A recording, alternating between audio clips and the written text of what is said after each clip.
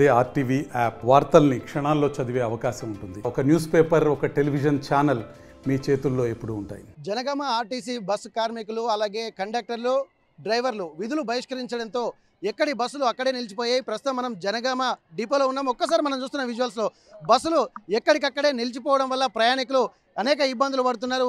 ఒక్కసారి ఇక్కడ మనం చూసినట్టయితే ఈ బస్సు ప్రయాణికులు కూడా అంటే బయట నుంచి వచ్చేటువంటి డిపోలో బస్సులు కూడా లోపలికి రానియకుండా మళ్ళీ లోపల ఉన్నటువంటి బస్సులు కూడా బయటికి వెళ్లకుండా ఇక్కడ అష్టదిగ్బంధనం చేసినటువంటి సందర్భాలు మనం చూస్తున్నాము. వీళ్ళు ఎంతసేపటి నుండి చూస్తున్నారు. డ్రైవరు బస్సు లేకపోవడం వల్ల ప్రయాణికులు మాత్రం అందులోనే ఉన్నట్టు కనిపిస్తుంది. మీరు ఒకసారి వాళ్ళతో మాట్లాడే ప్రయత్నం చేద్దాము. చెప్పండి, మీరు ఎక్కడికి వెళ్ళాలి? ఉప్పల్కి వెళ్ళాలి. ఇప్పుడు ఎంతసేపు నుంచి ఇక్కడ వెయిట్ చేస్తున్నారు మీరు? మేము 8:30కి వచ్చిన ఉప్పల్ డిపోకి వెళ్ళాలండి. ఇది నర్సంపేట. ప్రస్తుతం మనం చూస్తున్నాం నర్సంపేట బస్సు అంటే వచ్చి డిపోల్ని స్ట్రక్ అప్ అయిపోయినటువంటి సందర్భం అయితే కనిపిస్తుంది. ప్రయాణికులు కూడా ఇబ్బంది పడుతున్నారు. మీరు ఎక్కడి నుంచి వెళ్ళామా, ఎక్కడికి వెళ్తున్నారు? హన్మకొండ.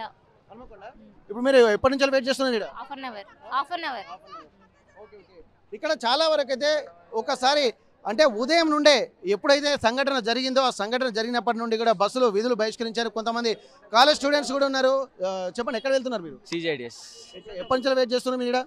8:30 నుంచి. ప్రతిరోజు టైంకి బస్కి వెళ్ళేది? బస్కి వెళ్ళేది. ఇక లేట్ అయింది. ఎలాంటి ఇబ్బందులు ఎదుర్కొంటారు మీరు? ఇక కాలేజ్ లేట్ అయితే టీచర్స్ పనిష్మెంట్ ఇస్తారు. లోపల కలవేరు లేట్ అయితే టైం. ఇక్కడ దాదాపు అంటే ఈ జనగామ డిపోకి సంబంధించిన అంటే బయట డిపోలకు మాత్రం ప్రస్తుతానికైతే మనం ఒకసారి లోపలికి వెళ్ళి చూద్దాము. బస్సులో ఉన్నటువంటి ప్రయాణికులు ఎలాంటి ఇబ్బందులు ఎదుర్కొంటున్నారు, వాళ్ళ ఇబ్బందులు ఏంటనేది ఒక్కసారి మనం చూద్దాం. ఎందుకంటే చాలా వరకు కూడా పెద్ద పెద్ద మనుషులు, వృద్ధులు కూడా ఇక్కడ ఇబ్బందులు పడుతున్నటువంటి సందర్భం. ఎక్కడికి వెళ్ళాలమ్మా మీరు? మీ ఎక్కడ ప్రాపర్ ఎక్కడ మీది? వనపర్తి. ఎప్పుడు వచ్చి కూర్చున్నారు ఇక్కడ? ఎన్ని గంటలకు వచ్చారు? 7 గంటలకు వచ్చారు. 7 గంటలకా? 7 గంటలే దాదాపు 9:30 అవుతుంది ఇప్పుడు వరకు. ఒక్క బస్సు వస్తలేదు. ఎందుకు వస్తలేదు తెలిసిందా మీకు? తెలియదు మాకు. ఆటోకి వచ్చినాం. ఇక మీకు తెలుసమ్మా బస్సు ఎందుకు బంద్ చేశారు అనేది? తెలియదు.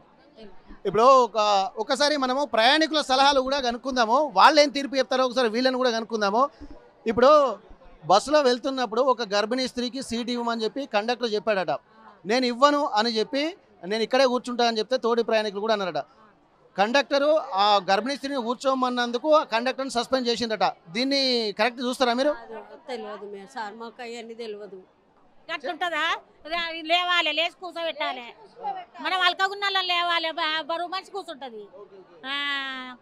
దీన్ని సస్పెండ్ చేసిందట. మరి భార్య పిల్లలతో వచ్చి ఇక్కడ ధర్నా చేస్తున్నారు. నిజంగా కండక్టర్ చేసింది కరెక్టా లేకపోతే సస్పెండ్ చేయడం కరెక్టా? కండక్టర్ లేచి కూర్చోబెట్టన్నది ఆమె మంచి ఆమె. ఈ మనుషులే ఓడ్చుకుంటలేరు సార్. మనుషులు కొట్టుకుంటారు, తన్నుకుంటారు. మరి మీ ఫ్రీ బస్సులో వచ్చిన తర్వాతనే ఆమె దిగిపోయిందట. నేను దిగిపోయినా అని చెప్పి ఆమె ట్విట్టర్లో పెట్టి చెప్పిందట. మరి నిజంగా ఇట్లాంటి సాటి మనుషులకు సహాయం చేయొద్దని చేయాలి సార్. కొంతమందిని కూడా చూద్దాం. ఎందుకంటే ఇక్కడ చాలా వరకు అనేక ఇబ్బందులు పడుతున్నటువంటి సందర్భం అయితే కనిపిస్తుంది. ఇక్కడ ప్రయాణికులు కూడా ఒక్కసారి చెప్పండి, అసలు ఎప్పటి నుంచి కూర్చున్నారు మీరు ఇక్కడ? మేమా 7 గంటల నుంచి కూర్చున్నాం సార్. 7 గంటల నుండి ఎక్కడికి వెళ్ళాలి? బాలాజీ నగర్ బస్సు పోవాలా. మేము కూడా హనంగూడ నుంచి వచ్చినాం సార్. హైదరాబాద్ పోవాలని మేము కూడా 7-7:30 నుంచి కూర్చున్నాం. మాకు బస్సులు లేవు, ఏం లేవు. మేము ఇప్పుడు వచ్చినాం సార్. పేతండ మాది, మాదాపురం పేతండ. ఓకే, పెద్ద మనిషి ఏమో చెప్తున్నాడు. ఏం చెప్పండి ఒకసారి, ఏమంటున్నారు? నేమా అది తప్పు. వాళ్ళ మీద కేసు పెట్టడం చాలా తప్పు సార్. తప్పు. వాళ్ళు ఏమన్నా మనల్ని ఇబ్బంది పెడితే వాళ్ళ మీద కేసు పెట్టాలి. వాళ్ళు పెట్టలేదు కదా. ఇది ఒక ఇబ్బంది మనిషిని లెమ్మన్నారు, కూకోమన్నారు. దానికి మీరు ఇంత చర్యలు తీసుకుంటే అది చాలా పొరపాటు సార్. అయితే ప్రయాణికుల తీర్పు కూడా మనం చూస్తున్నాం. ఒక్కసారి ఈ బస్టాండ్లో ఉన్నటువంటి వాళ్ళందరినీ ఒక్కసారి చూద్దాం ఎక్కడ ఉన్నారో. దాదాపు మనం చూస్తుంటే బస్టాండ్లో ఎక్కడ చూసినా ప్రతి దగ్గర ప్రయాణికులు అనేక ఇబ్బందులు పడుతున్నటువంటి సందర్భం అయితే మనకు కనిపిస్తుంది. ఒకసారి అంటే ఇక్కడ అన్ని వర్గాల వారు సాటి మరికొంతమంది గర్భిణీ స్త్రీలు కూడా ఇక్కడ ఇబ్బందులు పడుతున్నటువంటి సందర్భం. ఎందుకంటే ఒకసారి తననే అడిగి చూద్దాము. అమ్మ, మీరు చెప్పండి, ఇప్పుడు విషయం తెలిసిందా బస్సులు ఎందుకు బంద్ అయినాయి మీకు? ఎవరో కొట్టిదానికి కండక్టర్ని కొట్టిదని తెలిసింది.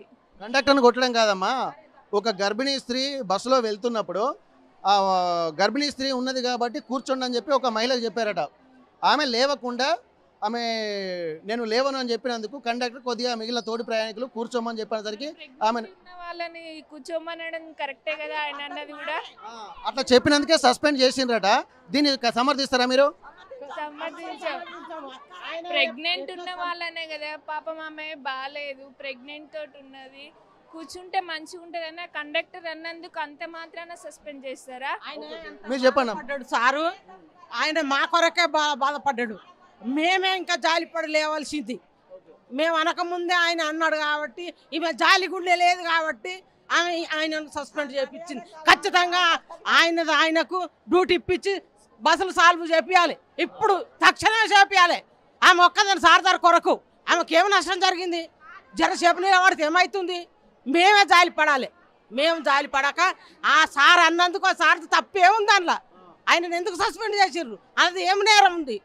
కనీసం ఎలాంటి ఎంక్వైరీ కూడా చేయలేదు అంటున్నారు. దీన్ని కరెక్ట్ చూస్తున్నారు? అసలు ఎంక్వైరీ చేయకుండా చేస్తారు ఎవరైనా సస్పెండ్? సార్ అస్సలు చెయ్యరు. ఆ సార్ అన్నది ఏం తప్పు లేదు, కరెక్ట్. ఆయన డ్యూటీ ఆయనకి ఇచ్చేసి బస్సులు సాల్వ్ చేసి ఇంతమందిని నష్టం చేస్తున్నారు, కరెక్ట్ కాదు. చెప్పండి అమ్మా, దీన్ని ఎట్లా చూస్తున్నారు? సస్పెండ్ చేసే పరిస్థితి ఉందా? సస్పెండ్ చేసే పరిస్థితి అస్సలేదు. ఆమెను అర్థం చేసుకోవాలి, మా లేడీస్ కూడా అర్థం చేసుకోవాలి. ఉచితనం ఎక్కువ ఉన్నది మా దగ్గర, టెంపర్లు ఎక్కువైపోతున్నాయి. ఇది పెట్టుడే మోసం, ఆ సార్ ఇది పెట్టుడే మోసం. ఇప్పటికైనా అర్థం చేసుకొని పాపం ఆమెకి ఇచ్చుడే మంచితనం ఉండే. మనం మనసుంటే లేచి ఇవ్వాలి ఆమెకు. అసలు ఆమె లేమన్నా కానీ లేవలేదు అంటే ఆమె ఎంత శాడతనమో తెలియదు. ఆయనని మాత్రం సస్పెండ్, వాళ్ళ భార్య పిల్లలతోటి రోడ్డు మీద పడేసి అంటున్నారు కదా. ఎందుకు ఆయన ఎందుకు చేయాలి? ఆయన ఏం తప్పు చేసిన వాళ్ళు భయపడతారు, వాళ్ళు మొగోళ్ళు భయపడతారు. ఇప్పటికీ లేడీస్ అంటేనే భయపడతారు. ఆయన అడగలేక అడగొచ్చు, అడిగితే మాత్రం మనం లేచేది పోయి ఆయన అడిగినాక లేవకపోతే మాదే తప్పు. మీరు చెప్పండి అమ్మా, దీన్ని నిజంగా ఆ కండక్టర్ను సస్పెండ్ చేయడానికి ఎట్లా చూస్తున్నారు? గర్భిణీ స్త్రీకి చేయొద్దు కానీ డ్రైవర్లు కూడా ఎక్కడ పడితే అక్కడ ఆపుతలేరు. ఫ్రీ బస్ అని మేము తేజ్ ఒక తానుంటే ఒక తాను 2 కిలోమీటర్ల దూరం ఆపితే ఎట్లా వస్తాం? ఎన్నడు ఊరికి పోలేదు, ఇప్పుడు బస్సులు ఫ్రీ అనే పోతున్నాం ఊరికి. అది కాదమ్మా, ఇప్పుడు కండక్టర్ను సస్పెండ్ చేసి మీరు ఎందుకు లేట్ అయింది అనుకో, మీకు తెలుసా విషయం ఎందుకు లేట్ అయింది అనేది? సస్పెండ్ చేస్తున్నారు కానీ చేయొద్దు. ఆయన డ్యూటీ ఏందో ఆయనకి ఇవ్వాలి కానీ కండక్టర్లు కూడా ఎక్కడ పడితే అక్కడ ఆపాలి. డేజీ కాడ బస్సులు ఆపుతలేరు, మాకు ఇబ్బంది అవుతుంది. ఒక తాను ఆపేది ఉంటే ఒక తాను ఆపితే వాడికి వస్తుందా డేజీ? ఆయన ఆపిన కాడికి వాళ్ళు డ్యూటీ తీసుకుంటలేరా? మేము పైసలు ఉన్నప్పుడు ఊరికి పోలేదా? ఇప్పుడు కూడా పోతాం, అప్పుడు ఎట్లా పోయినా ఇప్పుడు పోతాం. అన్నే ఉంటే అన్నే లేం కదా మేము, అట్లా ఎందుకు చేయాలి? మరి వాళ్ళు నౌకరు తీసుకుంటలేరా? దీన్ని చాలా మనం ఒక్కసారి అక్కడ బయటికి వెళ్ళి అక్కడ చూద్దాం, ఒకసారి మాట్లాడదాము. మహిళలు మాత్రం చాలా ఇబ్బందులు పడుతున్నటువంటి సందర్భం అయితే కనిపిస్తుంది. చెప్పండి అమ్మా, అసలు ఒక్కసారి మహిళా కండక్టర్ని ఇది జెంట్స్ కండక్టర్ని కూడా సస్పెండ్ చేశారు, దీన్ని సమర్థిస్తారా మీరు? ఎంక్వైరీ చేయండి, సస్పెండ్ చేయొద్దు, తప్పు, చాలా తప్పు. ఇక్కడ అందరూ కూడా ప్రతి ఒక్కరు కూడా తమ విషయాన్ని, తమ మనసులో ఉన్నటువంటి మాటను వెలిబుస్తున్నటువంటి సందర్భం అయితే కనిపిస్తుంది. ఎలాంటి ఎంక్వైరీ లేకుండా సస్పెండ్ చేయడాన్ని కూడా తీవ్రంగా పరిగణిస్తున్నారు. అతని విధులు అతనికి అప్పగించాలి. ఎందుకంటే మహిళలు ఎన్ని సమస్యలు ఉన్నప్పటికీ కూడా అర్థం చేసుకోవాల్సి ఉంటుంది. ఇప్పటికే కండక్టర్లు ఇక్కడ ఉన్నటువంటి సిచ్యువేషన్ వల్ల భయపడుతున్నారు. గర్భిణీ స్త్రీలను గౌరవించాల్సినటువంటి అవసరం అయితే కనిపిస్తుందని చెప్పి ఇక్కడ ఉన్నటువంటి ప్రతి ఒక్క ప్రయాణికులు కూడా ఈ కండక్టర్ను సస్పెండ్ చేయడాన్ని తీవ్రంగా వ్యతిరేకిస్తున్నటువంటి సందర్భం. తోటి ప్రయాణికులే ఇట్లాంటి పరిస్థితులను బట్టి అందరూ అడ్జస్ట్మెంట్ కావాలి తప్ప ఇట్లాంటి వాళ్ళ ఉద్యోగాలకు ఇబ్బందులు కలిగించేటువంటి చర్యలకు ఉపక్రమించకూడదు. కొద్దిగా ఫ్రీ బస్సులు ఉన్నటువంటి నేపథ్యంలో కోఆపరేటివ్గా వెళ్ళాలి. ముఖ్యమంత్రి ఒక మంచి ఆలోచనతో తీసుకున్నటువంటి ఈ నిర్ణయాన్ని కూడా స్వాగతిస్తూ కోఆపరేటివ్గా వెళ్తేనే ఈ వ్యవస్థ మంచి నడుస్తుందన్నటువంటి ఒక ఆలోచనలు కూడా ఇక్కడ ప్రయాణికులు చెప్తున్నటువంటి పరిస్థితి. జనగామ బస్ డిపో నుండి కెమెరా పర్సన్ రాజుతో వెంకటరత్నం, RTV వరంగల్. మరిన్ని వీడియోస్ కోసం ఛానల్ ని సబ్స్క్రైబ్ చేయండి, లేటెస్ట్ అప్డేట్స్ కోసం వాట్సాప్ ఛానల్ ని ఫాలో చేయండి అండ్ లింక్ డిస్క్రిప్షన్ లో ఉంది.